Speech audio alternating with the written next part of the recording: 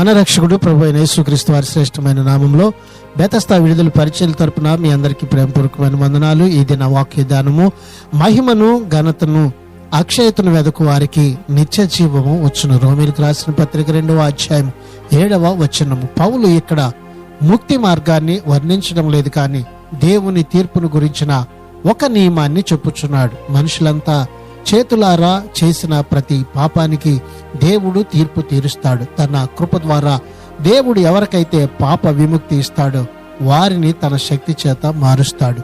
వారు దేవుని నూతన సృష్టి మరియు ఆయనకు పిల్లలుగా మారతారు. ఇందువల్ల వారు మంచి చేస్తూ దేవుడిచ్చే మహిమ ఘనతను నశించని స్థితిని వెతుకుతారు. దేవుడు అలాంటి వారిని తనతో శాశ్వత జీవమనే అనుభవంలోనికి తీసుకుని వస్తాడు. కనుక ఈ దిన వాక్యాన్ని బట్టి దేవుడు మనకు అనుగ్రహించే మహిమను ఘనతను పొందుకొని దైవ రాజ్యానికి వారసులుగా మారదాం. అట్టి కృపను దేవుడు మనందరికీ దయచేయనుగాక. ప్రార్థన.